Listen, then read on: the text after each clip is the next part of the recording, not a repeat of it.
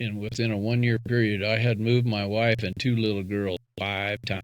The one thing that the HRM school really taught me was to look outside the box. Nothing is a bad idea till you can prove it's a bad idea. You can't just assume just because dad didn't do it that way or your neighbors aren't doing it that way that it's not a good idea.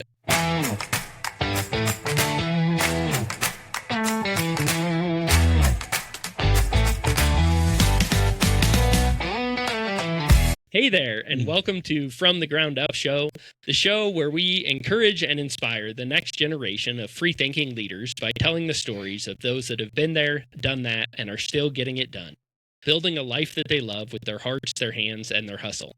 I'm your host, Eric Loden.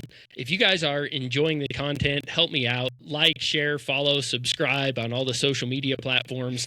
And whether you're watching on YouTube or listening on a podcast platform, if you can give us a thumbs up, a 5-star review, leave a comment, that really helps us move up and get discovered. And if you guys haven't yet, make sure you click that auto download button. Make sure that it gets downloaded each week when it's released. Those early downloads really help us move up in the rankings. Today, I am really excited. I am joined in the studio by Dave Perry. Dave is our first guest in the agricultural space. He has spent his career and really his entire life building and running the Perry Cattle Company in Arvada, Wyoming. Dave is a father, a husband, and a follower of Jesus. So, Dave, thanks for joining us. You bet. So I already get to correct you. It's in Claremont, not Arvada. That's a big deal down there. It is. A couple miles difference makes a big difference. Anyway, glad to be here. We'll see how she goes. All right. Well, we like to start off every show just getting to know you a little bit. Can you tell us a little bit about your life growing up? My dad was always in the ranches. He was a ranch hand, and I mean it was tough for monetarily, but I have two brothers, and we grew up, and Dad worked for several different outfits before he became a foreman. But during all them other previous years, even though it was tough, us boys never felt it. We never felt like we was short on anything. We lived off of wild game mostly, but three boys, you got to keep something in front of them all the time. But anyway, so I've been exposed to ranching all my life. I grew up that way, and Dad, when he became a manager, it was actually with a man that he had trained that had come out here from the East. And he worked on Dad's place, or the place Dad was managing in Bighorn, and with him. And then after he decided he loved the ranching and the country so much that he moved here from New York, and he ended up buying a ranch. And he got Dad to manage it down on the Powder River. So that's when we moved down there, and I went to high school and whatnot down there, and kind of went from there. And so it was a good move. We was down there, and the man was Charlie Whiten, and he was very good at letting us expand. He encouraged us to do what we wanted to, and so we got to run a few cows as kids and whatnot, and high school, and kind of got a little herd started and had a few horses because we was passionate about roping. But went to college, and I decided I was going to be a veterinarian because, well, I didn't think there was any way I could get in the ranching business without just being a ranch hand or a manager like Dad if you worked your way up. But I decided, I didn't want to really do that way. But got through the 3 years of pre-vet and worked for a vet for a summer, and I should have did that first because then I discovered I didn't want to be a vet. You had to deal too much with people. You had to do it with small pets and stuff, and that's where the money was, and it was like I didn't want to do that. So that was that. So I went ahead and went back to college for the fourth year and thought, well, I'll get some kind of degree. But it was like I went a half year, and my brother came to me, Mike, and said, why don't we go to Arizona and rope? I said, that's a lot better idea. I ain't having this college is. So to my mother's dismay, I went 3.5 years and didn't get a degree. So, but I had no idea what I would go in that would help me to do it. So anyway, and roping was a passion for us. I was under no illusion that was some way that I wanted to make a living. I was still wanted to be in the agriculture, in the ranching business. You were a step above most cowboys. Well, we loved roping. I mean, it was, in fact, I joke when somebody said, "How did you find a wife that put up with you guys going roping?" I said, I took her to the worst arena in Wyoming, and if she wasn't smiling when we came back, then that person wasn't for me. That a very selfish attitude on my part, but Carol passed the test, and we got married in '81, and we was on the. It was right. Actually, he had sold the place down. Charlie had sold the place down at the Powder River, and had bought a place in Sheridan, outside of Bighorn, up against the mountains, and we went there, and so that's where Carol and I was, and we stayed with Charlie, and like I say, he was very good about letting us expand and whatnot, and he put up with some things that I look back on it and think that, well, if one of my hired men did that crap to me, I'd probably fire him. But anyway, he was very good and very encouraging, and we ended up increasing our cow herd up to 90, and we had to pay for our winter feed ourselves, but we didn't take any wages, but he provided the house and utilities. So it was a way for us to get some livestock paid for, and kind of be ready in case something else changed, which it did. In 1980, well, let me back up there. I was going to say about the other one, but in '86, the last couple of years had been pretty tight, and I didn't know what was happening with Charlie. And I mean, he had me. I'd advanced to the foreman position, but I could see that he was struggling with the place, and is a very high dollar maintenance outfit, a lot of irrigating, and when we was doing a lot of haying, and anyway, I thought, I see the writing on the wall, and I went to this seminar, and a gentleman by the name of Alan Savory had come over here from South Africa, and him and another gentleman by the name of Stan Parsons had started this. They called it HRM, which was Holistic Resource Management, and basically it was a ranching school, and these guys had developed methods and had proven that the college ag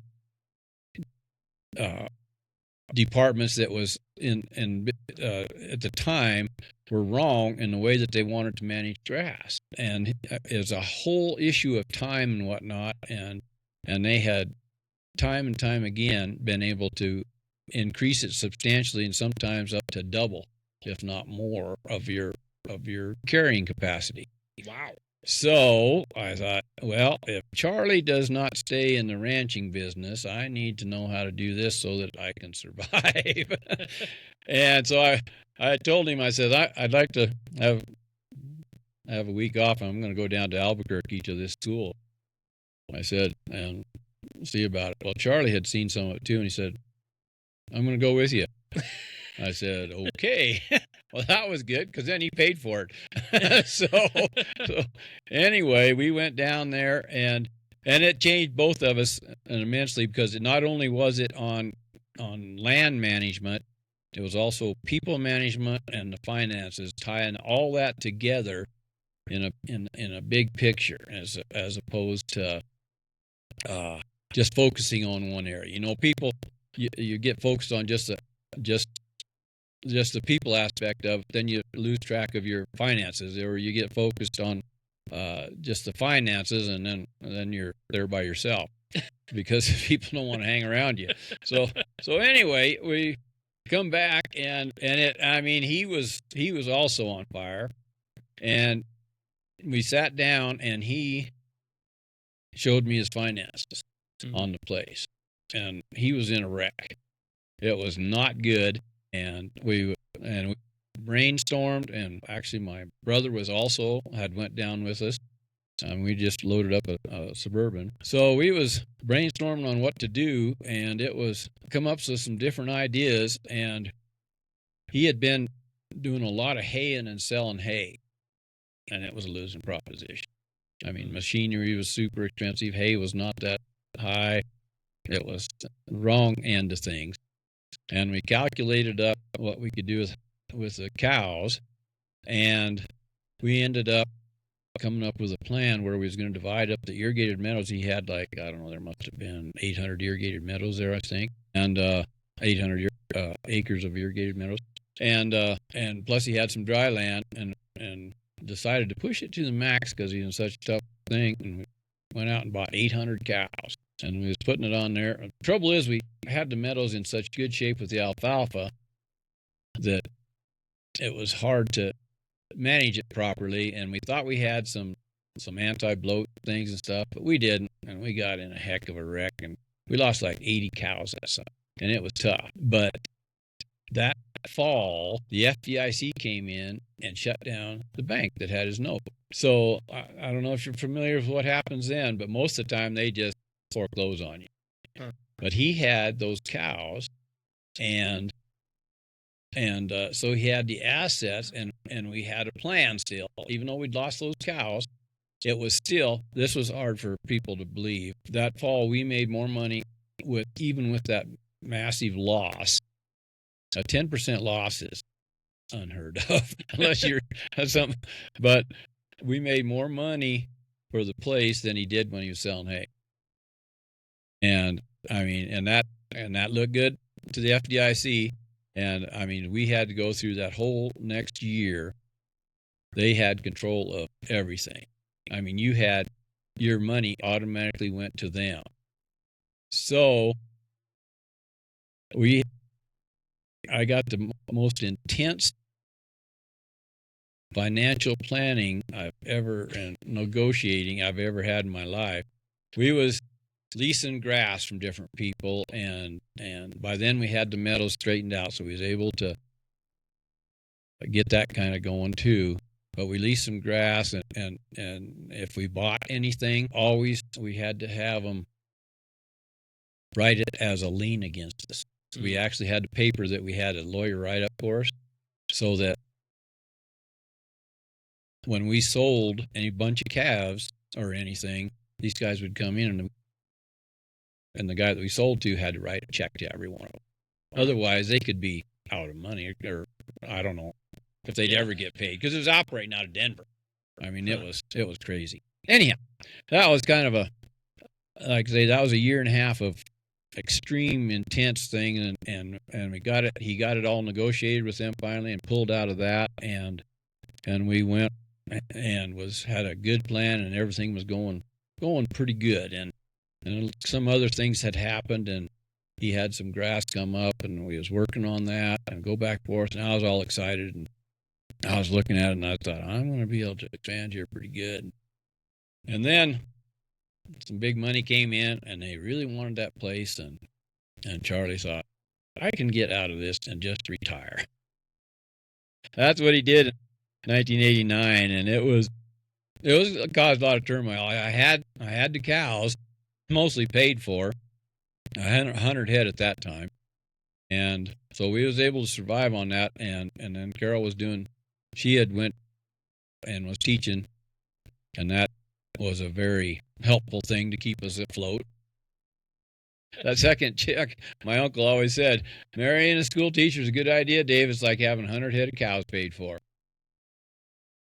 She didn't appreciate that at first, but afterwards she kind of understood it. But so anyway, we after that point, I had a bunch of small leases around Bighorn. I don't know, it's way more chopped up than it is here in the Buffalo area. So okay. I mean, I had, and I was getting by doing a lot of different things and making it work. And that first year, we had to move off the place because the other guys was coming in, of course. Before that year was out, and within a 1 year period, I had moved my wife and two little girls 5 times. Oh, man. And she stayed married to me anyway. But it was so, we'd get into a place and that was for sale, and they just wanted us. And I mean, we had Carol had a reputation of keeping everything up, and usually she fixed it up better than what it was when we moved in. Well, shucks, they'd sell it in a month, and then we was on our own again. And anyway, we moved around to there. till we finally found a place over on Crazy Woman, and they leased that to us for 6 years. So we felt like the guy, when he was showing it to us, and he said, "Well, how long are you guys thinking?" And my wife said, "How about 50 years?" She was tired of moving. But anyway, she quit teaching then, and because she just wanted to be there with the kids down on Crazy Woman, and we just kept building the cows, trying to. It was pretty tight. I mean, we wasn't getting that second income in, and but we was doing good. Definitely not super flush by any means, but I was increasing my asset in a slow manner. But we was getting them paid for and keeping ahead of the game. And then when we lost that lease, and it got tough, and I thought, well, I just need someplace to hang out. I found another small lease that I could keep. There are two small leases I could keep it on, and kind of went in with my brother on some stuff. He was doing very well, and some friends of ours said we could stay in this trailer house that they had, that their hired man. They didn't have a hired man in it at all. I said, and I said, I'll fix that trailer house up for you if I could just stay there for a while. And they said, and he said, you can stay there, especially if you'd help us irrigate a little bit down here. I said, no problem. So that was in the early spring of 95. I was working for my brother doing some things, and it must have been around the end of April, I think it was. I was out fencing and tipped a four-wheeler over on me and broke my back. Yeah. And I spent 3 months in a turtle shell in the house. Obviously, I didn't do any irrigating. And fortunately, well, my nephew was living with us. He was in high school, and so he took care of the cows and stuff. So we got through all that and got through there, and friends said, oh, forget about leasing. It's no big deal. You can just stay there. They wasn't going to do anything with the trailer house anyway. And I was very thankful for that they was helping us out like that. And so anyway, it was a kind of a tough thing. And then it must have been that fall, they asked Carol if she would teach in Claremont, and she was teaching, and that got us. Actually, I said that wrong. It was actually right before we moved into the trailer house. We were still at Crazy Woman, and she went and was teaching, and she didn't want to teach. She loved it being with the girls, but so she got her resume ready and went over there to talk to them, and they looked at her and said, well, what do you need from us? Crying because they just hired her because they wanted her back so bad. So anyhow, but that was fortunate because while I was laid up, we really, really needed that income for certain. So anyway, we got through that, and we was there for like 4 or 5 years, and I did different leases. I worked for a couple of different people, and they let me run some cows, but it was always a short-term thing, and so it was pretty tight, and we was pretty nervous about it. We kept trying to figure out a way to buy a place, and we couldn't figure it get out. And then finally in 2001, we got things together and made an offer on the place that we're on. And my folks was getting ready to retire. They had no place to go. They had a decent retirement that they had built up with through the last place that he was manager for 20 years or something. He was there, and he said, and so they had the money, but they didn't know what they wanted to do, and they decided, well, how about if we put a house on your place? And I said, because I heard I'd been talking to them, and I didn't have enough down payment, and they came up with some money, and then I had 2 friends that came up with some money. One of them wanted to she was retired, and she just wanted to work on the place and maybe eventually put a house there or something. And then another person owns some money. If you get in a deal like that, and I needed basically what I did is I had to have enough money to get the down payment and get the note for 1 year. And then if the bank sees that your plan actually was what you said it was, you make your first payment, you can refinance it, and then I could pay them people off. Oh, okay. And which I did with 2 of them. Mom and Dad, they did end up moving on to place. So we just they basically give them some land, and they put a house on there, and went from there. So anyway, so we've been there since 2001, and that whole process, my wife reminded me, is that just like with the veterinary stuff, I didn't have a passion for that. There's no way that was going to work. But I've always had a passion for the ranching, and you can you can get a business going if you have the passion for it and are willing to. I mean, we had to sacrifice quite a bit several times. Oh man, and for not a short period of time. Well, and that was married in 81, and you finally got your own place in 2001. Yeah, I mean, it was we had to work at it quite a while, and I this HRM, they actually became an organization, and they have several teachers, and so I would bring these teachers in, and so that people could.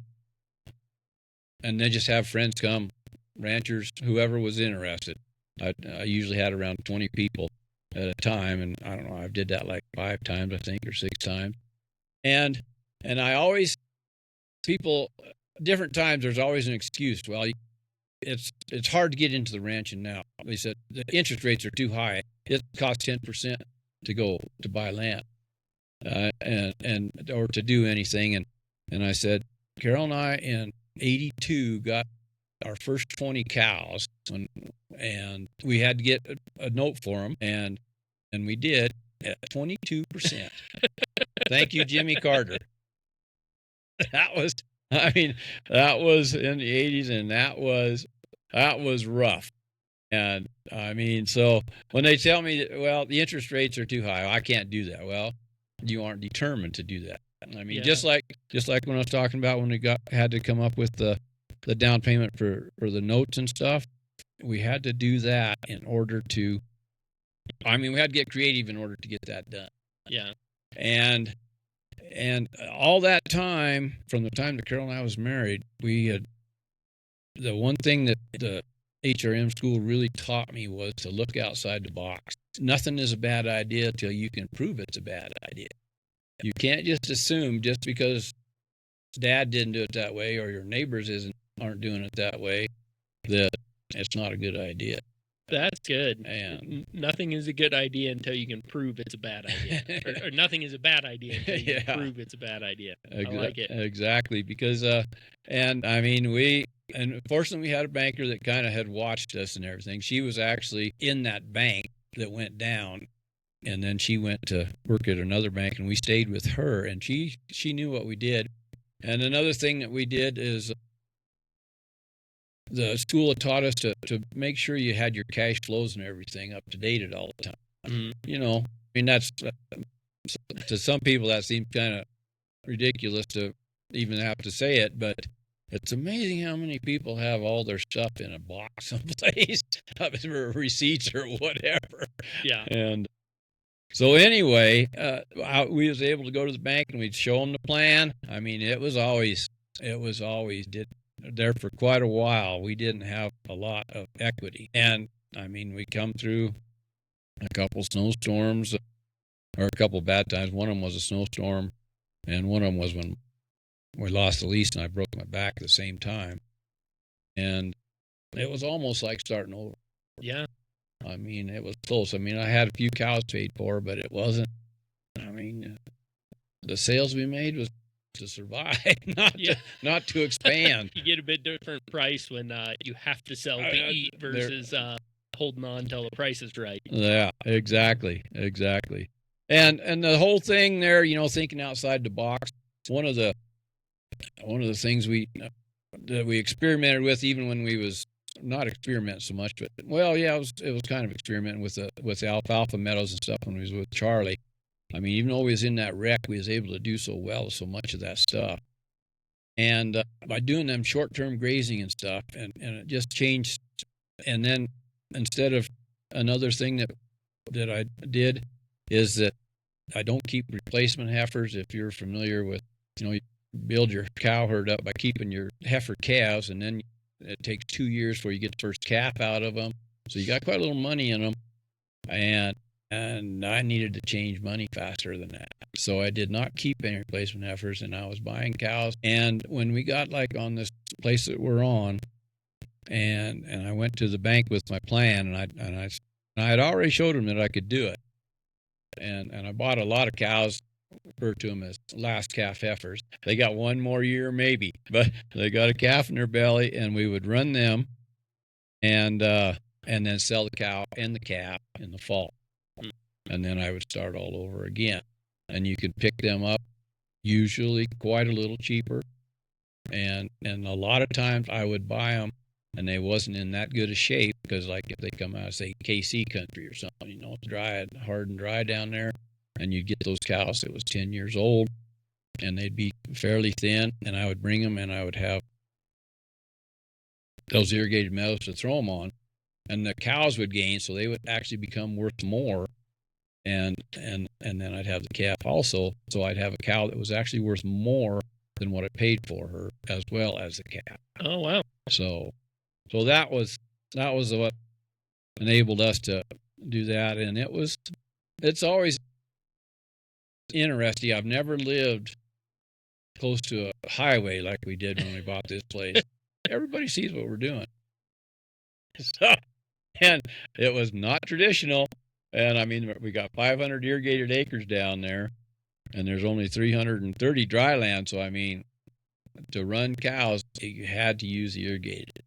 Yeah. And I did not want to buy a bunch of expensive equipment and do a traditional hay base or anything. I can buy my hay, and cheaper than what I can put it up for, and make more money off of that with the cows than I ever could by raising my own hay. Unless they're just a year like this last year, that I mean, I had so much grass and everything because it was such a beautiful year. I ended up doing a little bit of hay, and I just got some old broken down equipment I can get by. But I'd hate if I did 500 acres, then you got to go spend a lot of money. And I mean, it's just like any business, machineries went through the roof. Oh man, yeah, as you're well aware. So anyway. Well, I want to roll back and dive in on a few more details. I know you said you grew up for the most part out on Powder River. That was kind of the first move. What was going to school like on Powder River in the 60s and 70s? Did you get bused into school, or was that a small country school? It was 40 miles. We was in high school at that time. Well, Mike and I was. Steve was a 7th grader, the youngest brother. It was 40 miles of gravel to get to high school and to Broadus, Montana. And we rode the bus a lot, and we also drove. And then after the first year, Mom and Dad decided, we can't torture you guys that much. And we was playing football. And Steve and Mike both wrestled also. And so they bought us a little trailer. And us 3 boys, which I don't think the town of Broadus is very happy with Mom and Dad, because us 3 high school boys by then Steve was a freshman. So anyway, we'd stay in there during the sports season and then drive back and forth all the time. But I mean, it was a very isolated place. I mentioned that about when town is Broadus, and Broadus is like, I don't know, there must be 500 people there maybe. So, even 30 years later, there's not much in Broadus. Yeah, and so anyway, it was I liked it, but also back up. When we was still up, Dad was working out towards Deckard, so I went to a 1-room schoolhouse out there. I was the only 8th grader, and then top of your class. Yeah, you've made valedictorian pretty easy, and but when I became a freshman, they bused me into Sheridan. Okay. And there's, I don't know, it was 180 kids or something in a class, and I was out of my element. The only thing that saved me is I had relatives and some friends in there, and so you kind of felt kind of like you was going to get by. But I mean, I can remember the first week I was lost all the time, because it was 3-story big old high school block building there. And I was definitely out of my element, but Yeah. But so going to Broadus was actually a good place for us. I mean, there were 60 kids in my class, and it was good. And then went straight from there to Bozeman, and it was not a tough move at all. Of course, I went a lot of kids from Broadus goes to Bozeman. Mm-hmm. So anyway, and you said you did 3.5 years of college and then didn't finish. Do you ever regret that? I regret it for my mom. Dad, he's like, oh, whatever works. But it was, I don't, because I didn't have a passion for anything that I was learning there. And I don't know how many times I've talked to people. I got more out of that 5-day HRM class. Of course, there was some five there. I went to 3 other classes afterwards. They would break it out and have just the financial planning, like a 3-day class. And so you'd go to that, and then they'd break it out, and you'd have just a 3-day on grass management planning. And so I went to a total of those 3 schools, and it was actually, I learned more in that than I did for the whole 3.5 years. That was going to be my next question. It sounds like you actually pursued a lot of education. It just wasn't necessarily in the classroom. You went out and found places to learn what you needed to learn. How has that experience affected your view of education with your kids or your grandkids? Would you encourage them to go towards a college education or not? Or does it depend on what they're interested in? Mostly that last part. Depends on what they're interested in. I mean, don't go to college just to get a degree. Yeah. I mean, you can read all over the place about the kids that got degrees and they can't get a job. And it's like, I think so many kids will go to school and have no focus on or idea what they want to do. And which was, I mean, I kind of had an idea. I thought I was going to be a veterinarian. And the more I did it, this is. And by the time I got done with my 8th chemistry class, I was like, I know I don't like this. So anyway, yeah, in fact, both of my daughters got, one got an engineering degree and the other one got a master's in psychology. And Lane is still using the master's in psychology. But she said, I am not going to make my kids feel like they got to go to college. She said, you look around at how many people, and she actually just got done going to Claremont and was talking to the kids there. They asked her to come down and just visit. She said, if you've got a goal and know what you want to do, then you should go to college and pursue that goal. If you don't, how many people you can talk to that have just been innovative. She talked about some guy, I don't know if this was in Sheridan. I think it was in Sheridan. He started picking up dog food business. And the guy is making 6 figures. It's huge.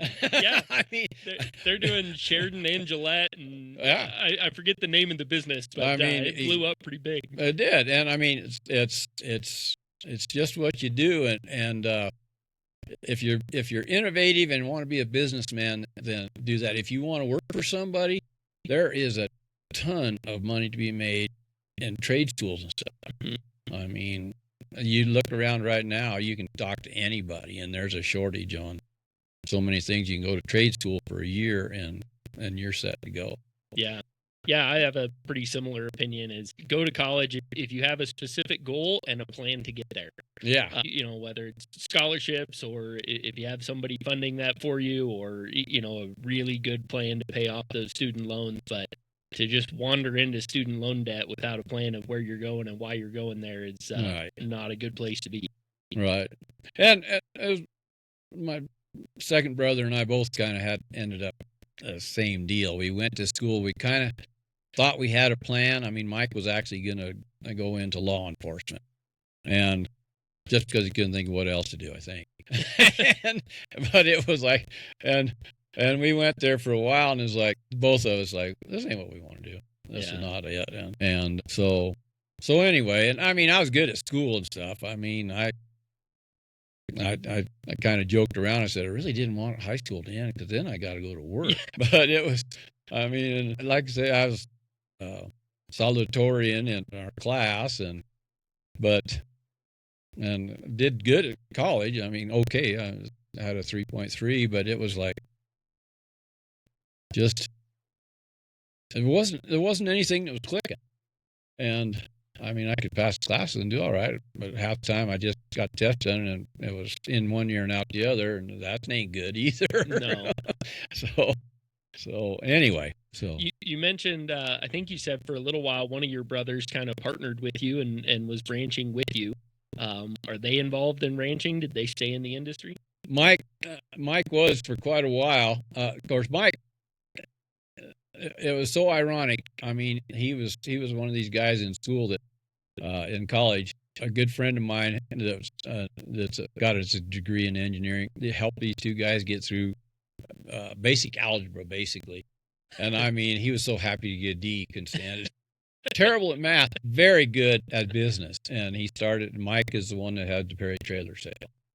So he was ranching. Yeah, to answer your question, he stayed in ranching, and he loved ranching, but he loved the pursuit of the business end of things more than the cow end of things. I enjoy the cows and that stuff as well. I mean, I'm not attached to them because when it's profitable, they get to go. But they taste pretty good. They do very well on the plate. But anyway, to answer your question, he ended up getting out of the trailer business, and he was in just straight ranching, and that's when he got a big lease up north behind on the Montana line, and he could take some more cows in, and that kind of saved me during that period just before we bought the ranch. And I was able to, he helped me out by helping me get through that, and then he ended up selling his place, and he decided he didn't want to fight the ranch anymore. I ended up on the wrong side of the markets a couple of times, and kind of pulled him down pretty hard. But he come back from that, and he bought some houses and was trading houses, fixing them and trading them, and then he went in, and his oldest son was down in Rawlins, and he was down there visiting him, and this motel was a real good buy. Every friend that he had told him don't do it. So anyway, Mike is in the motel business, and I think he's done trading houses right now, but he's trying to just get retired. But when you're in the motel business, you can't retire. So anyway. Yeah. But anyway, that's a pretty diverse career track. It was for him. He, like I say, he loved the business end of the ranching, but I think he was when he loved doing the other things too. I mean, he was extremely successful in the trailer business and stuff, and so that's when he decided he didn't need to have any cows. And you mentioned something earlier that struck me. I was curious if this was a normal arrangement, and make sure I understand it right here. When you're working for Charlie trying to build your own herd, you owned your own cows that you ran on his place with his cows, and in return you kind of worked for free. Is that the arrangement you had? Correct. So you got to use his land and his facilities, and in return you kind of managed his herd along with your own. And that was something that came from that school. Well, Charlie was helping us out a little bit. He before the school, like I say, Carol and I had 20 cows, and he ran them. He completely covered all the grass and hay on them. I'd have to cover my own vaccine and stuff. But that's something that came out of that ranching, the HRM school, is that have your hired men buy into your operation. If they are not thinking they're super important in the operation, and I heard that gentleman that I was telling you about talk about that same thing, and you had mentioned it. Keeping hired men is a tough deal as it is, and if they aren't feeling like that this is where they really belong, then it's impossible. Yeah. And so anyway, that's something that come out of that, and that's when Charlie started letting us expand, which he was pretty cash poor, as I was saying at that time. So that actually, where we could come up with the grass, that actually helped him with his financial part of it also. And that's something that I was struggling with, is trying to, I always give my hired men an option, and when I was listening to Reggie Brock, and he was talking about, trying to get your people to understand how important they are to you. And I've struggled with that. I think I'm doing it. And then it's like, dang, I was going like 2 years, and then they said, oh, this ain't for me. I'm going, well, then to be honest, to give myself a little bit of a break, is they, two of them hadn't ranched before, and they wanted, it sounded like a really good idea. Yeah. and they was actually both very good hands in the first year. I was excited for both of them, and then the second year they started on them. They really wasn't cut out for this. Well, one of them was my son-in-law. He'd never had anything to do with agriculture whatsoever, and he was extremely teachable and did really good, and I was excited. But I had told him when him and my daughter come and asked us if they could come, because they knew I was needing some help. And I said, absolutely, but you have to promise me you will leave 2 weeks before you'll never speak to me again. So he did, and I'm glad he did, because he's doing very, very well. He's in the medical field and he loves it, and so that was what needed to happen. Yeah, it's definitely a lifestyle, not a job. It is, but I think to a certain extent, any business to a certain extent will be a lifestyle. Anybody that has their own business, you have to work around everything towards your business and not mess up with your family and everything else, But my wife, Carol, when we was talking last night, said they got to have the passion. And these people that want to get into ranching, we are doing very well from my standpoint. There's people, I'm sure when I went down that list of podcasts you did, I thought, I am a pretty small potatoes compared to these fellers. But it was very, we had a note. They was planning on it being a minimum of 30 years to get it paid off. We paid it off in 21 completely. And so we have a lot of equity, and from my standpoint, that now, to have land, of course, has increased in value, and the cows have doubled in value, and we have them all paid for now, and it's like, and somebody said, well, hey, why don't you sell that and just retire? And I said, and what am I going to do? I said, I love what I do. I want to have a hired man there so I can do less of what I do. And that's my whole goal. And it's just, I couldn't imagine not doing something in the ranching business or in agriculture. And like I said, I'm not interested in expanding. The Reggie Brock really brought that home to me, that, them guys was going to expand and they was going to get bigger, but it was going to make some more money, but their time is going to be shot. So you make your value decisions that way. Well, anyway, It sounds like a good place to be for now.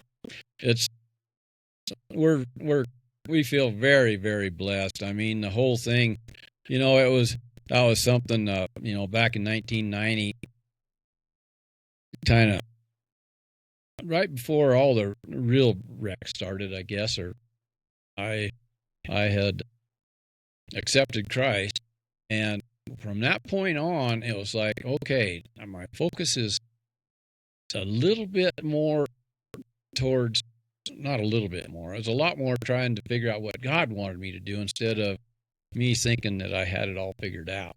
Yeah. And that was, fortunately, I knew the Lord when I was laid up there with a broken back. It was like, oh my goodness. It was like, why'd this happen to me? If you didn't know him before, you'd get to know him that 3 months of laying on your back. Of course, I'd seen people that had the similar kind of injury that were in a wheelchair.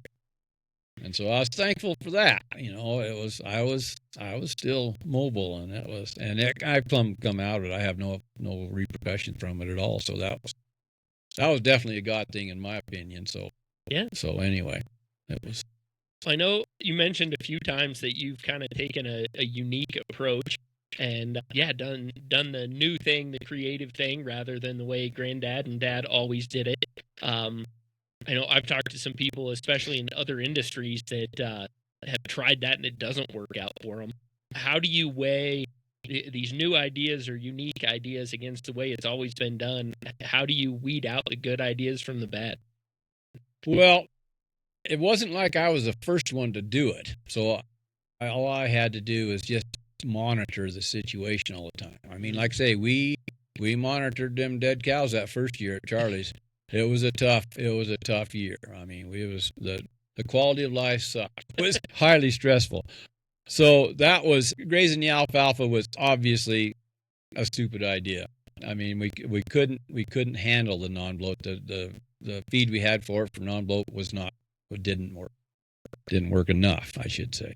So anyway, but we got, figuring out cash flows and stuff. If you're being honest with yourself, and that's a critical issue. Anytime you're doing a cash flow, I mean, you can manipulate numbers however you want if you're gonna do that. But that was the start all the time when we was looking at doing different things. But and talking to people all the time. The guys that had been through the school and stuff, when we first went down there, I can remember sitting at a little seminar, and Alan was there, and he had talked about some stuff, and then they had some university guys talking and stuff, and it was obviously thought he was full of crap. I mean, they wouldn't even listen to him because it was so, and that was the way it was for probably at least 10 years. And we actually I got with several other guys. There's like 10 of us, and we started an organization it was just out in Wyoming to promote schools and to help ranchers and stuff, and it was very successful and got a lot of people introduced to the whole thing. And I can still remember going to a thing that the bank had, and they asked me if I'd come in there, and it was basically they had some professors and some financial bankers and stuff doing it was a 2-day thing right here in Buffalo, and I can remember these guys was talking about different ways to make your place pay, and this one guy was talking about trying to get cows and improve your ground, he says. And I said, well, if a guy can do better time management and stuff, and he goes, oh, you're that guy. The word was out on me, and I was a marked man and didn't even know it.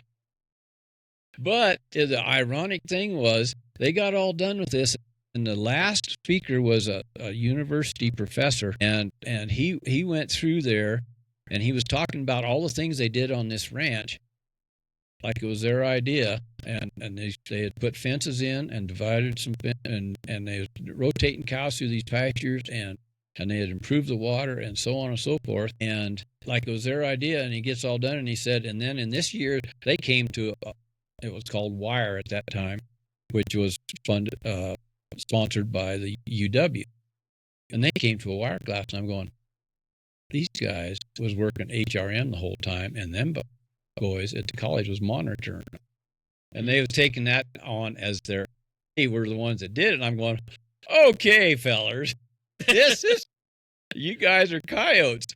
But I mean, and now it's in all the colleges. All that stuff I'm talking about with HRM stuff, with the grass management, they are promoting that. All kinds of high tech with collars. I don't know if you've heard about the cows. You put a collar on a cow, and you'll have different towers on your pastures or on your place. I mean, and you can draw a line on your phone, and the cow will not go past that line because it starts to buzz a little bit, and then if they go too close to the line, it shocks them. Yeah, I've got something like that for my dog. It's the exact same thing. So fenceless pastures, and they are having extremely good luck, which that's really, really good for like when you got elk or something.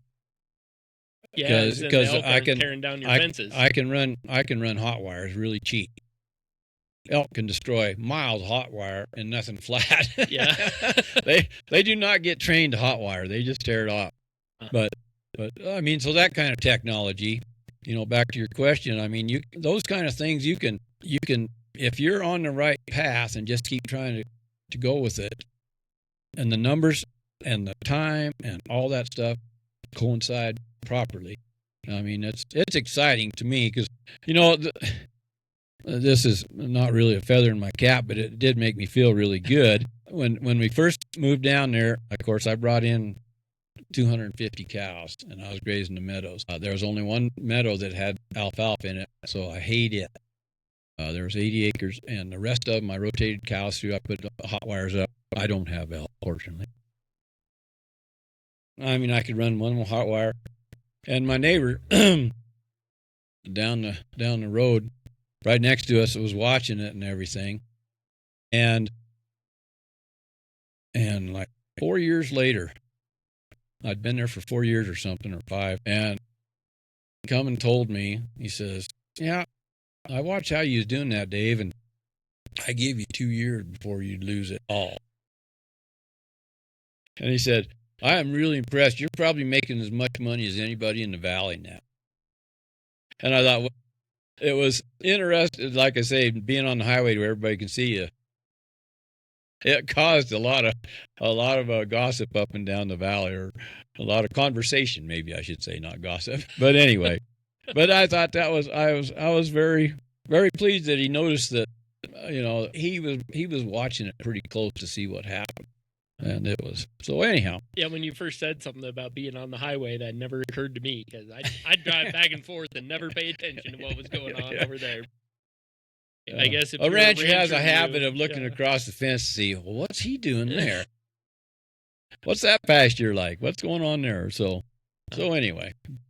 Well, I know we talked about it a little bit. There's some things that are a little bit unique to the ag business, and especially the cattle business, that make it different from other industries.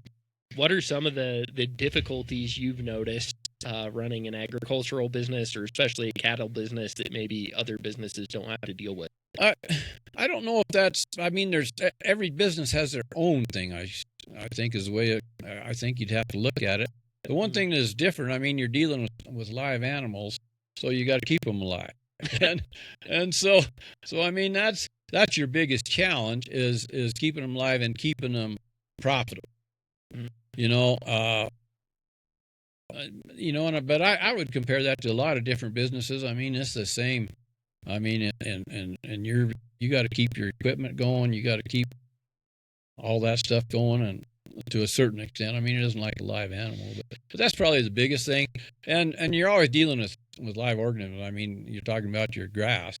I mean, that's basically what I do, is I harvest grass. That's what the cows are for.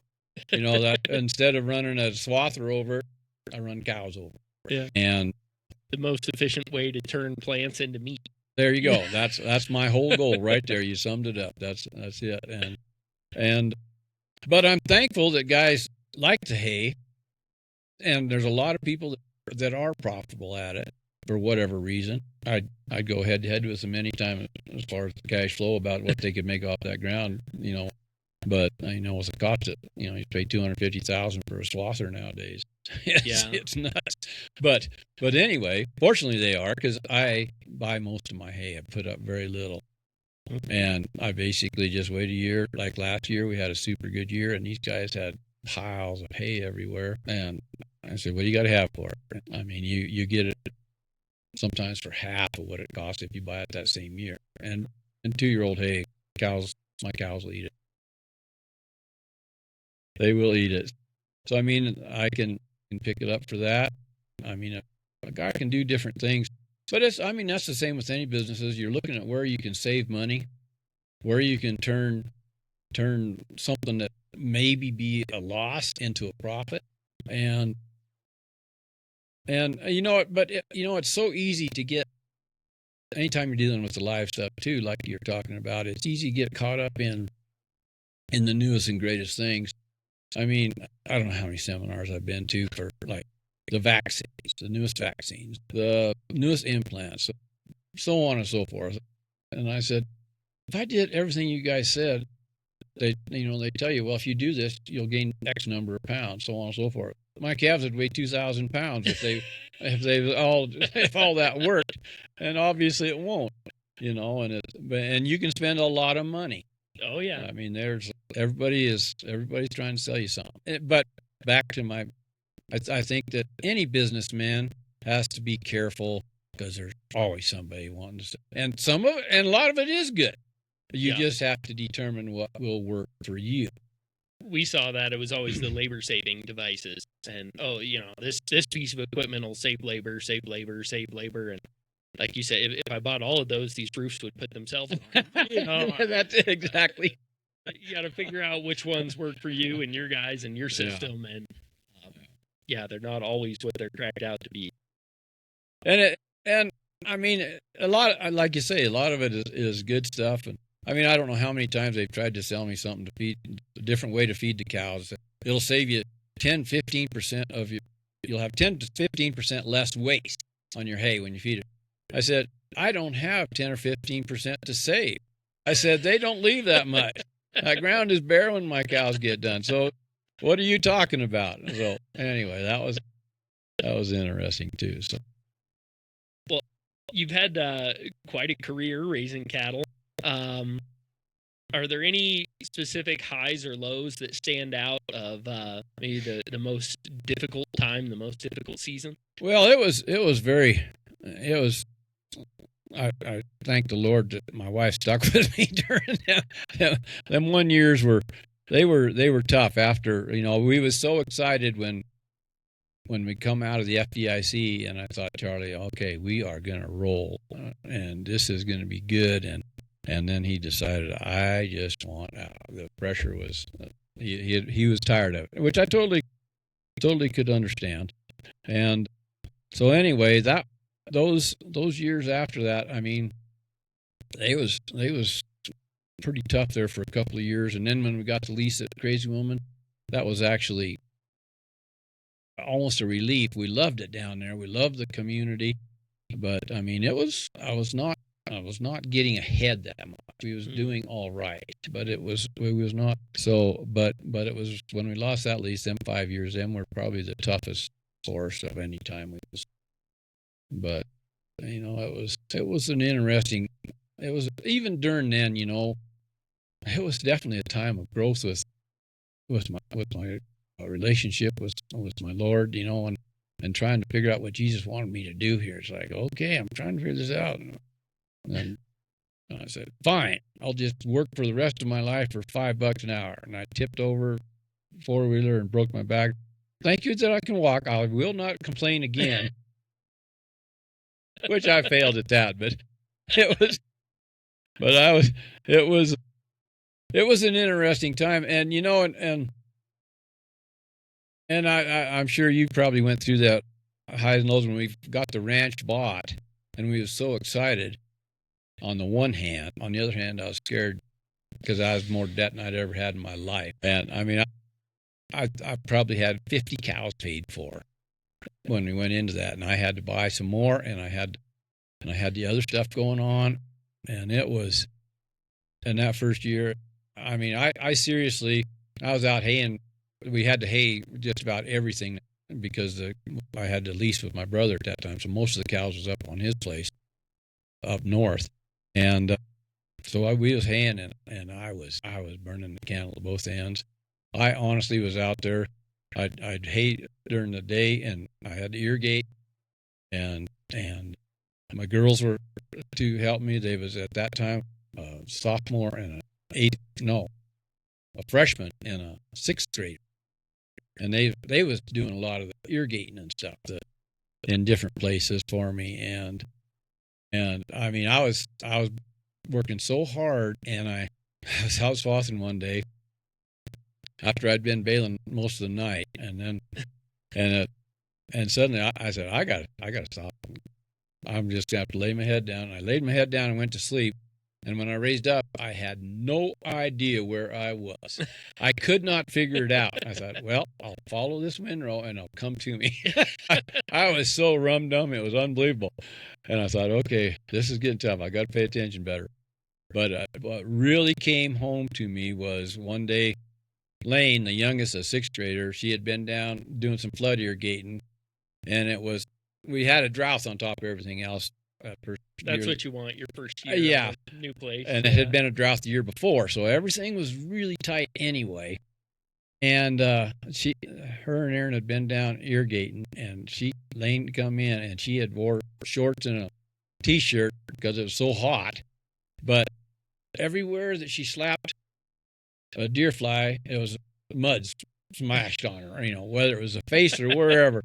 And she came in crying, and she goes, "Is it always going to be this hard?" And I'm going, "Holy crap, I got to slow up." I said, "Okay, girls."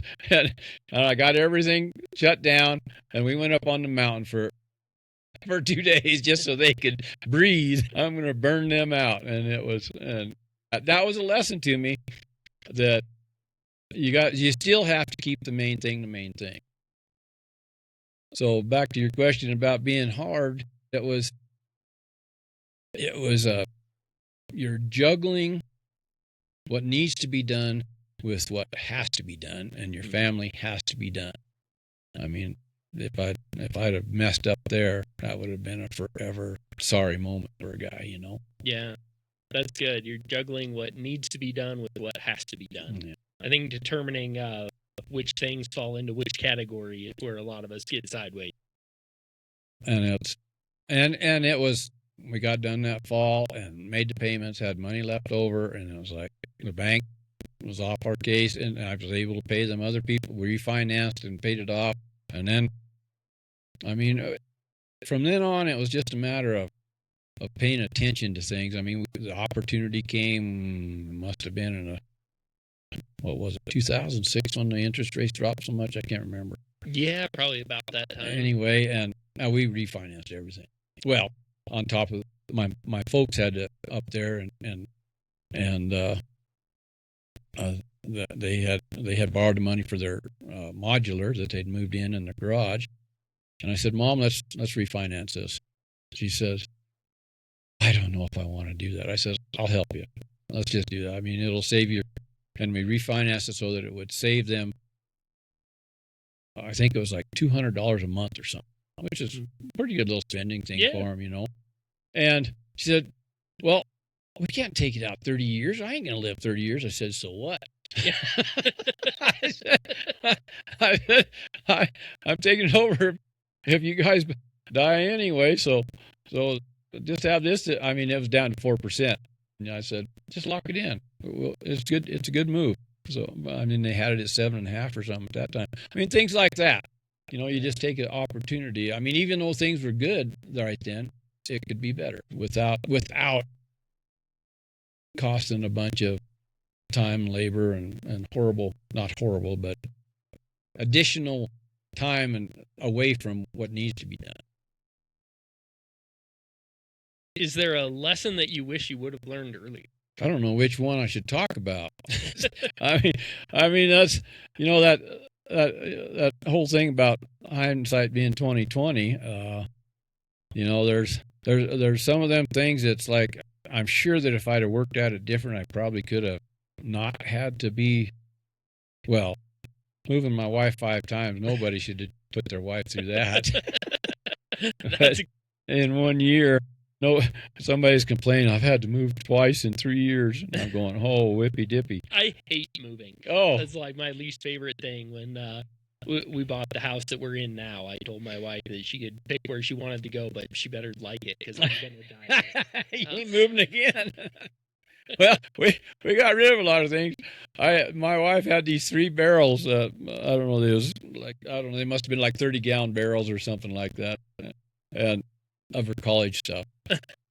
I'm going, after the 3rd time, I'm going, "Are you serious? I am not going to move these anymore." And I said, "You are never going to use any of these books." And well, she kept some of her math books just in case so she could use it teaching. Well, she never used any. We moved them, but it was the rest of them, they went and sold them where we could. So anyway, it's just, it would of course, I always wish I'd accepted Jesus a lot earlier in my life. I thought I kind of, but it was an interesting thing. We had Aaron, and she was a year old or something. Maybe she was pushing 2. And I decided we need to start going to church. My aunt and uncle went to church, and I really was impressed with how their family was, and stuff. And of course, there's wonderful people. And I thought, I think we should go to church. So that I said, I'm tough enough to handle hell, but I don't want my daughter growing up that way. In my ignorance, once again, had no idea what I was saying when I said that. And then I found out that I needed God as much as my kid, even more than my daughters did. So anyway, but that I'm thankful that even though it was so late in my life, so to speak, it probably would have saved me from a lot of wrecks in high school and stuff, and college, if I would have been a Christian then. But I'm so thankful that it was then that it happened, at least when it did, because then I was able to be focused on my family better. And that was that's been the greatest blessings, is watching them in their walk and stuff now. I mean, it's from all the way down to my grandkids. I mean, it's wonderful. Yeah, that's great. Is there an opinion that you held strongly at one point in time that you changed your mind about? I'd have to think about that a while, Eric. I've changed my mind several over the years, of course, but I don't know if there's one that I held really strongly. That I guess I kind of think about my attitude towards education, towards the college guys. I was so disgusted with them in the first years of after we'd been to the ranching schools and whatnot, and their whole attitude. And I was like, I just wrote them off, and I thought that's the wrong way to look at that. Just keep going on. And when I seen them starting to accept that and helping the ranchers out, I mean, what they was doing before was not helping. I mean, there was more than one guy that went totally broke following their teaching and stuff. And that was a good thing. Of course, this was when we was at Crazy Woman. Like I say, I had that whole attitude, and then the opportunity came up. They had one of their ag teachers at Sheridan College passed away. And my banker said, Dave, I put your name in to be a teacher to help these guys out for a semester. I said, you did what? I said, I don't even have a degree, Roberta. And she says, no. She says, talk to these guys. I said, okay. So I went and talked to them. And so I ended up teaching I taught an HRM class is what I did. I went through the book and the whole thing. And there was 20-some kids in there. And it was like, this was really interesting. And I got to talk to a couple of the other instructors a little bit. And I thought, so I suppose that was probably the biggest changes that I became for that very short time part of the education system instead of just knocking them. But and it's been fun watching that whole change. It's been difficult for them because you think about those guys that wrote books on some of that stuff. I mean, they had made their living doing that, and suddenly you're telling them that stuff you're teaching is crap, and that would be hard for them to accept. I mean, anybody to accept. Say, okay, I guess I got to change my whole deal here. This ain't fair. So, anyway, so I guess that would be, I don't know. Like I say, there's other things all the time. Anytime we're moving forward, you better be ready to change. Just like I was talking about that day when the girls came in and they was beat. And I thought, we got to change this. Making this pay is not the most important thing. I mean, we can make it both work, but we're going to have to take care of the first part first. And things like that. I mean, people should be aware of that kind of stuff all the time. Yeah. So, yeah. What has been your biggest win? Well, if I didn't say my wife, I'd probably get thumped when I got home. So. But, it's, I've just been thankful for so many blessings that I've had. I mean, God was protecting me before I was serving Him. I mean, just helping me through the years. I mean, like I said, we was he was very focused on team roping and stuff, but always my real passion was the agriculture end of things with cows and whatnot. And the biggest win, kid, you get out of high school and you think, well, I'll be a millionaire by the time I'm 30. Everybody assumes you're bulletproof then, and so on and so forth. And when we actually went in and made that last payment, that was probably one of the highlights of knowing that God had blessed us to keep going in the right way. Yeah. And and that was a big deal, and maybe a little bit of a pride issue there or something. For the last 10 years or probably 15, when I'd go in to get refinanced or get my stuff done, I would shop around at them bankers and I'd say, you got to give me your best deal here. And I was kind of being kind of a turd about it, really. It used to be I'd go in with my hat in my hand and think, oh boy, I hope I can get this money so I can go one more year, and now it's like, I'm a good customer. You guys are going to have to give me a good deal. Mm. And that was kind of arrogant on my part, but it was still. But on the other hand, I've had the opportunity to share those stories with different guys that have worked for me, and I said, you go into this banker, and if you've got all your ducks lined up so that they can see that and know that you're serious about this, and have some seriously good numbers and not just say, this is what we're going to do and this blah, blah, blah. I said, you can do amazing things. And that's been fun doing that. But anyway, yeah, probably the biggest win was when we actually was able to say, now we'll be able to just do it as we want to.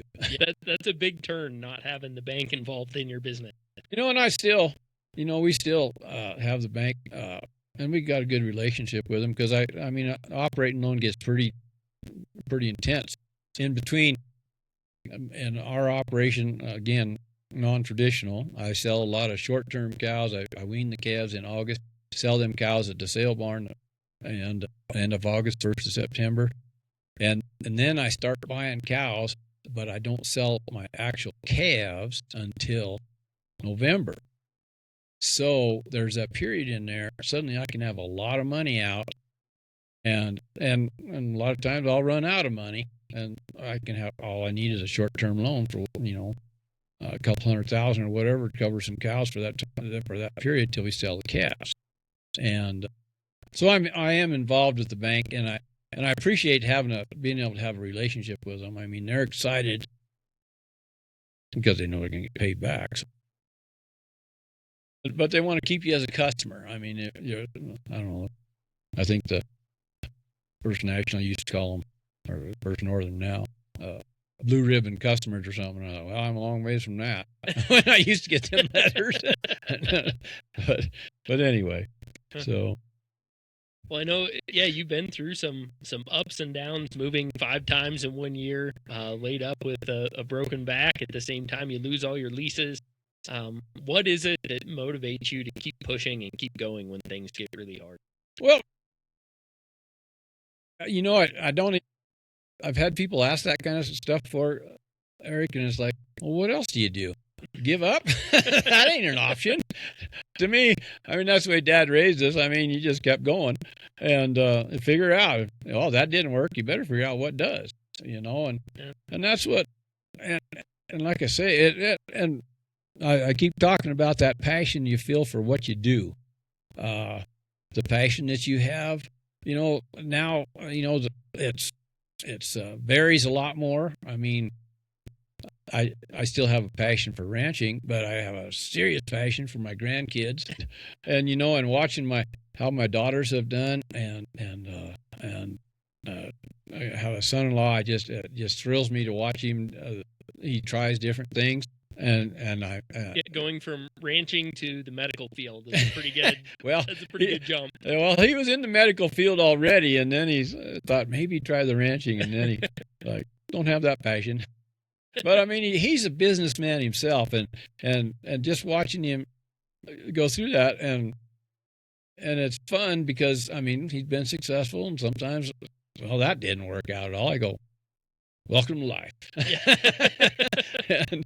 and you know, and it's just, so my point being, and you know what, and now having, when we have a relationship with Christ, and you're growing in that relationship all the time with other people, that's always an exciting thing in itself too. I mean, you know, we, in our life group, we had this elderly, we referred to ourselves as a geriatric group because I'm one of the youngest ones.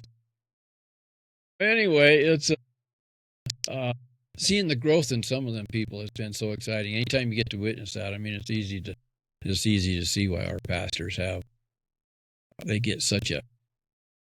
get on such a high when they get people coming to Christ. I mean, it's a wonderful feeling. So I mean, you get to have all them things. I guess that maybe that's have to do with age. You figure out that you don't have to be focused on just one thing. You can have many things you can be passionate for at the same time. Yeah. You know. Yeah. I know you mentioned a big passion for you early on was rodeoing and roping specifically. Did you continue doing that? Do you still like rodeoing, or did that go by the wayside when you started branching more seriously? When we bought the place, I was still roping, but I tell everybody, yeah, I pretty much traded my ropes in for an irrigating shovel. Pretty poor trade at the time. Once we got going, you know, we still roped a little bit. I mean, all the time that up until then. But it was ironic because at the same time, Mike, who was the main partner, and Steve even. Steve had moved. He was down in Cheyenne, so he wasn't around him very much. But Mike had moved on out of and was doing those other things himself, and so both of us it wasn't important anymore. It was like it just suddenly was not the passion that we had. I mean, my youngest brother, went down to Wickenburg. That's where old guys go in the wintertime. And they have ropings every single day. Steve said, oh, you got to get a horse and come down there. And I'm going, no, when I go down there, I have as much fun riding a side-by-side as I would roping. And it's like, you just don't have that passion. You got to have kind of a killer instinct if you're going to compete like that. That's pretty much gone. I just enjoy life right now, and it's not something that I have a desire to do anymore. Okay. I mean, and people are just shocked because I mean, we practiced 4 days a week, and then you rope 2 days a week. Yeah. I mean, you was serious about it, and if you didn't have a roping that weekend, you was like, oh man, it's like the world was over, and I was like, really? So anyway, but I don't know. It's a phase of life, I guess, but it was kind of funny how it happened to Mike and I both at the same time. Yeah. Moved on to the better things in life, even if you didn't know it. Yeah, that's a good way to put it. It was, and it's been, I mean, no looking back. It's been good. I mean, it's just, and I mean, I think that happens with a lot of people. I mean, if you cling to something like that too much, I mean, no matter what it might be, I mean, you can get things out of focus, I think. Yeah. So you miss out on a lot. Yeah. Wow. That's a good way to put it. Well, this is my absolute favorite question. I know you've talked about it a fair amount already, but as a Jesus follower, how has that shaped your business, your leadership, the way that you operate? Well, probably the biggest impact had was my attitude towards the people I worked with, trying to make sure that they felt part of it, and being around my neighbors. You know, instead of somebody does you a bad turn, instead of saying, well, I'm never speaking to that SOB again, it's like, I think we can work this out. You know, that's more important than just holding that bitterness forever. So those human relationships like that, I think, are the biggest thing. And just the excitement of, like I mentioned earlier, about watching my grandkids. And of course, 2 of them are girls, an 8th grader and a sophomore, which that's some scary times. From my perspective, anyway. Anyway, but So what's next from here? You said you don't have any plans to retire. You love what you do. You just want to maybe slow down a little bit. Uh, what do you have on the horizon? What are you looking forward to? well, like I was mentioning with my hired men that I had problems with, I'm hoping I got past that. I'm hoping the young man that I have right now, Cole, he already knew he wanted to be a rancher. He doesn't have to be in the bar all the time. That makes it a lot easier. and he's excited about. I mean, he's just been there a year, but he's excited about increasing his herd. And I said, I'll let you increase up there quite a ways. And I said, if the guys that I had before had went up, because I was going to let them get up to 30 cows right away if they wanted, and if they had done that and stayed and had those cows paid for this last year, they'd have made $100,000. Wow! But with that and the wages that I was giving them, and they get their room and board, or the room and utilities. I mean, so it's there's an opportunity there if you want to pursue it, and so that's where I'm looking for right now. As I'm just praying that Cole and I keep getting along good, and if that works out, so that he can keep increasing, and I can decrease. I mean, we're at a point I don't have to have all them cows because I don't have that big of bills, and when they're paid for, the checks are a lot easier to deal with. So I mean, so it can be a win-win for both of us if we can handle that right.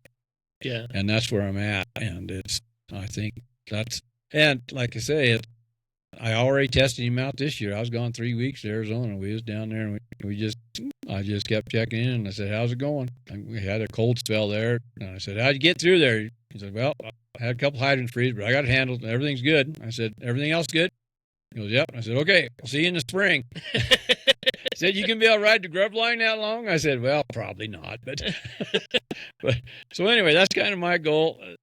Just being able, just like right now, my granddaughter said, she plays clarinet, and she's got a performance this weekend in Rapid City. And I tell Cole, I said, "You can be okay here this weekend?" He said, "Yeah, I can handle it." I said, "Okay, I'll see you." We're going to blast down there. Those things like that, I'm free to go whenever I want that. And that's what my goal is with a hired man. I mean, I feel like it's and this is something that I have to remind myself. Just because it was what I wanted when I was that age, it doesn't mean everybody wants that. Yeah. And so what I think I'm offering them, that I would have died to get that when I was that age, might not be thereafter. And I think that's happened, so far with several of the guys. But hopefully this will work. And that's the biggest thing. Yeah, I'm interested in. And it sounds like from that you think there's still opportunity in the cattle business for a young person that wants to get started. If you that passion word again, you have to, I mean, it might not be easy every year, but tell me a business it is. I mean, unless Dad hands it over to you, all paid for, whatever business that might be, and I really appreciated listening to Adam Weatherby's honesty. He said, people don't get in business like I got in business most of the time, and that's the truth of the matter. But if you are determined to make it work, but you have to get inventive. Just like I didn't have enough down payment. I was not even close. And through some creative things with different things, and we got those 3 people to help me out getting that started, and I was able to get them paid off in 1 year just because that's the way it worked with the financial thing. You have to think things like that outside the box act saying, and so it's disheartening to me when I see it's too easy right now, because I mean there is such a shortage of labor. I mean, just like in Claremont, a lot of them kids, they didn't go to trade school, they didn't go to anything because they could go straight into the methane field and they was making $30 an hour. I mean, that was like a gold mine to that age. You know, that's more money than they'd ever dreamed they'd ever have in their life. And I mean, this was 8 years ago or whatever. And now, I mean, if they was paying attention, I'm sure you can keep going if you're interested in that field. But if you're just doing it for the money, you're going to bounce around and never be satisfied. So, but back to your original question, as far as I'm concerned, if you really want it, you can find it. I mean, there are people out there. I'm not the only one that doesn't have kids interested in taking over the place or something.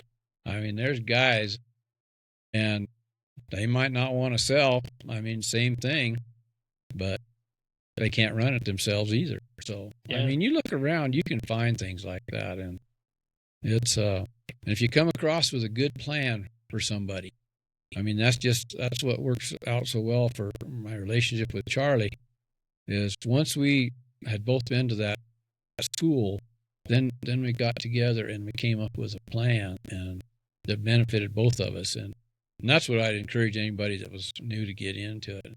And like we talked about, education. I mean, you gotta be able to do this stuff. And if you can, now there is so many guys out there you can talk to. I mean, there is, you know, the HRM is the one avenue, and then Stan Parsons was actually the original partner was Alan, and he started his own company, and he's sold it now to a guy that's down in Wheatland, and it's the same deal, and it's very intense, and then you have a network to help you all the time, and that's important too. You know, you can find these guys and that are, I mean, you get a rancher talking, and he'll talk to you forever. So I mean, you can pick up a lot of stuff, and sometimes it's what not to do, you know. Oh, sometimes those are the best lessons to learn. Well, there you go. I mean, when I tell people we lost 80 cows, and they give me this look like, at once, 1 year. It was an intense thing, but it was an extremely learning deal that it made. The fact that we come out of that better showed me that we was on the right track. We just needed to tweak it quite a bit. Yeah. Stay off of the hot stuff and go the other way. So, but yeah, to me, it's a no-brainer. If you are really interested in agriculture, you can do it. Yeah. It's there. And man, I think your story's even a little more unique in that you didn't start out with a family ranch. You started out as a hand and have worked your way up to own your own place. That seems like a bit of a rare story, and you did it through 20% interest rates. Yeah, I love telling that story, Eric. When them guys whine about it, I said, when I get to tell them, yeah, my first 20 cows was at 22%, and they're going, no way, that's never been that. And I'm going, that's credit card, you know. Yeah. Just imagine what a credit card rate was at that time. I can't even imagine. But, you know, and that's it. Yeah, it's there's the stuff out there, and there's, I mean, it's incredible to me when I hear about the amount of money that's around that's available if you have a good plan for some. I mean, some of them guys are willing to help startups out. I mean, like I say, it always blows me away when I see some of the cash that's flowing. I'm pretty ignorant. When I see some of that, it's like, oh my goodness. I mean, so anyway. Was there somebody that you'd like to see on the show? Somebody with an interesting story or an interesting industry that you'd like to learn more about? My new neighbor. he I haven't got to talk to him to find out exactly what it is he does. He is another guy. They're in the process of getting this place bought next to me, and he's originally from Texas, and he's living in Torrington right now. But anyway, he started two other businesses, and right now he's in some kind of a business, and like I say, I don't know what it is, but he's never had any college education, and he started 2 different successful businesses. And this one here, he's in the process of selling for, I don't know how much, but it's a buku buck of dollars. And I mean, guys like that with no, supposedly, according to what used to be the standard, if you don't have an education, he shouldn't be there. And I mean, I think there's a lot more people like that than a person realizes. And he's a super nice guy. I mean, I might throw his name out to him, throw your name out to him if you wish, because he's in the process now, and but it's the same deal. He decided he's going to sell it, and I mean, it's an international company, and family's going to move on to the ranch and change their lifestyle. Well, good for them. And yeah, I might have you make an introduction, see if we can get him on and learn a little bit more about it. I'm sure he's easy to talk to, so I think you'd enjoy him. Good deal. So. Well, our last question, I know this might be a little bit out of your wheelhouse, but either to fuel or settle the debate, if you have a job to do that requires a cordless tool, which brand do you prefer? I started out with Craftsman, and now I got DeWalt, and my hired man's got some Milwaukee. So we got all batteries scattered everywhere when you're talking about cordless tools. You got the right tool, just got to find the battery. Exactly. I love them. Them are definitely. I am not particular as long as the battery's charged. So, okay. Well, thank you very much for joining me. This has been a lot of fun, and I've learned a lot about the cattle business and about you, and I hope our listeners have as well. Well, I enjoyed it. I was very nervous, like you said, because, like I told you earlier, because when I see them high rollers on there, but that one guy, it was such an encouragement to him. I'm pretty impressed with your podcast. I think people can learn something from that. Anybody that's interested in any kind of business, there's some people on there that'll help you. So, absolutely. Anyway. Awesome. And thank you guys for joining us here on From the Ground Up Show. Again, we're on most social media platforms at From the Ground Up. Please like, share, follow, subscribe, all the things. If you can click that auto download button on the podcast platform to make sure we get credit for that download each week when it's released, and leave us a 5-star review, leave a comment on your favorite podcast platform or on YouTube. That's the biggest thing you can do to help move us up in the algorithms and get the content out there. Until next time, keep grinding.